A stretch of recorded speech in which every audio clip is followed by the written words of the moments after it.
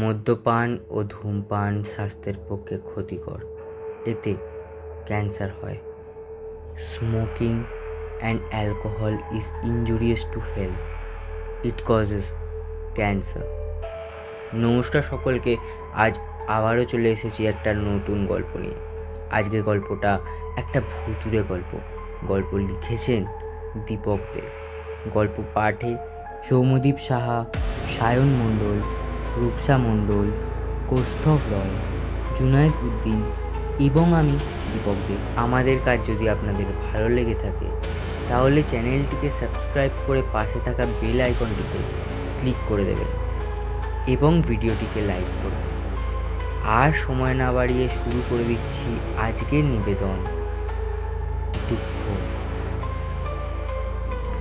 সময়টা তখন ডিসেম্বর মাসের মাঝামাঝি, রাত 9:50। এই 4 মাস হলো কলেজ শেষ হয়েছে। হঠাৎ দেখি আমার কলেজের একটি বন্ধু আমির কল করেছে। কলটা রিসিভ করি। হ্যাঁ রে ভাই, বল কেমন আছিস? हाँ भाई, मैं तो अच्छा हूँ। तू बोल कैसा? कॉलेज के बाद तो एक बार भी कॉल नहीं करता। আরে ভাই আর বলিস না, কলেজের পর একটা জবে ঢুকে গেছি, আর ওই জবটাই কি প্রেসার বাপরে বাপ। अच्छा वो सब बात छोड़, इसके लिए कॉल किया तो वो तो सुन। হ্যাঁ ভাই বল, তুই এত হঠাৎ রাতের বেলা কল করলি আজ? अगले संडे मैं नाम खाना जाऊँगा घूमने। मेरा एक दोस्त रहता है, रहने और खाने का उतना प्रॉब्लम नहीं रहेगा। अभी ऐसा मत बोलना तेरे काम की वजह से तू नहीं आ पाएगा। আরে সেটা না রে, যাওয়া যেতেই পারে, বাট আগে বল আমাদের সঙ্গে কে যাবে? আর मैं, राज और तू। ঠিক আছে, চ তাহলে যাওয়া যাক। যেমন বলা তেমন কাজ। সবাই ঠিক সময় শিয়ালদাতে মিট করে ট্রেনে উঠল। ট্রেন এবং বাসে 4 ঘন্টা সফর করে নামলো বাস দিয়ে 3 জন। আমির যেহেতু ওর বন্ধুর বাড়ি চেনে, তাই ওই দুজনকে রাস্তা দেখিয়ে নিয়ে যেতে লাগলো ওই অন্ধকার মাটির রাস্তার ওপর দিয়ে। খুব একটি অন্ধকার না বললেই চলে, কারণ সেই রাতটি ছিল পূর্ণিমার রাত। চাঁদের আলো এতটাই যাতে সব কিছু স্পষ্ট দেখা যাচ্ছিল। তারা 3 জন একে অপরের সাথে আড্ডা মারতে মারতে পৌঁছে গেল আমিরের বন্ধু সুজলের বাড়ি। বাড়ি পৌঁছে হাত মুখ ধুয়ে দীপ সময় দেখল ওই রাত 9টা বাজে। তারপর খাওয়া দাওয়া সেরে 4 জনে মিলে আড্ডা মারতে লাগলো ওই রাত 11টা অবধি। তারপর ঘুমোবার কথা বলা হয়। তখন দীপ আর রাজ বলল, বলছি আমরা ভেবেছি একটু বাইরের দিকটা ঘুরতে যাবো। হ্যাঁ, বাড়িতে তো ঘরেই থাকি, এখানে ঘুরে এসে রাতের পরিবেশটা একটু উপভোগ করি। আমি যাবি নাকি? नहीं यार, मैं बहुत थका हुआ हूँ, आज नहीं कल जाऊँगा। ওকে দেন, চ দীপ, আমরাই ঘুরে আসি। হ্যাঁ চ। দীপ আর রাজ যখন বাইরে ঘুরতে বেরোবার সময় আমিরের বন্ধু সুজল বলল, আজ কিন্তু পূর্ণিমার রাত, বেশি নিম গাছের তলায় দাঁড়াবি না, বা কেউ ডাকলে সাড়া দিবি না। সুজলের কথায় ওরা বেশি পাত্তা না দিয়ে ওরা দুজন বেরিয়ে যায়। কিছুক্ষণ ওরা চুপচাপ হাঁটার পর হঠাৎ করে একটি শিয়ালের ডাকের আওয়াজ শুনতে পায়। ঠিক তখনই দীপ তার পকেট দিয়ে একটি সিগারেট বার করে ধরাতে লাগলো। তখন রাজ বলল, এত রাতে সিগারেট খাচ্ছিস? এটা ফেলার ঘরে যাও তো, আমার ভালো লাগছে না ঠিক। কি রে, তোর একটা শিয়ালের ডাক শুনেই ভয় লেগে গেল? আরে না রে, আমার শরীরটা ঠিক ভালো লাগছে না।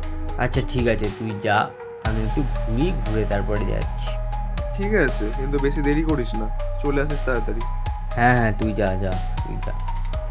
এই বলে রাজ ওখান থেকে বাড়ি ফিরে আসে। আর ওই ডাকে দীপ একা একা হাঁটতে হাঁটতে অনেকটা দূর চলে যায়। কিছুটা দূর হাঁটার পর দীপ দেখতে পায় একটি মাটির বাড়ির পাশে একটি মহিলা সাদা শাড়ি পরে বসে আছে। দীপ কয়েক সেকেন্ড ওই মহিলাটির দিকে লক্ষ্য করে আগে হাঁটতে লাগলো।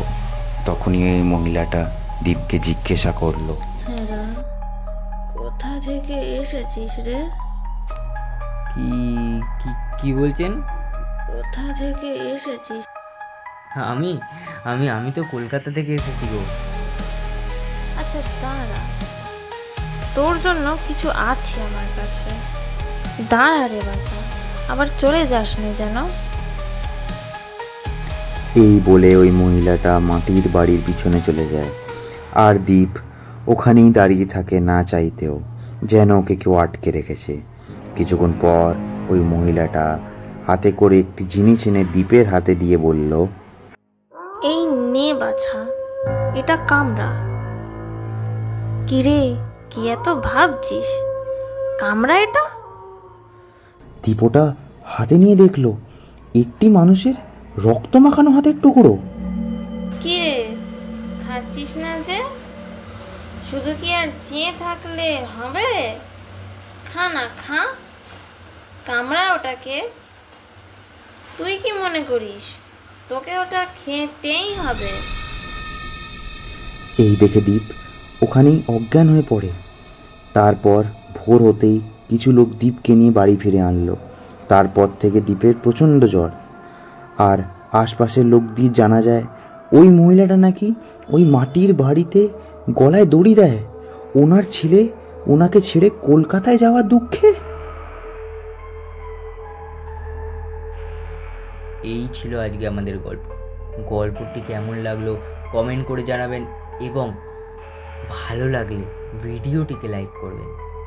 আপনাদের যদি বানানো কোনো গল্প থাকে তাহলে সেই গল্পটাকেও আমাদের সঙ্গে শেয়ার করবেন ইমেলের মাধ্যমে। ইমেলটা আমরা ডিসক্রিপশান বক্সে দিয়ে দিলাম, ওখান থেকে চেক আউট করে নিতে পারেন। ধন্যবাদ, ফিরছি পরের ভিডিওতে।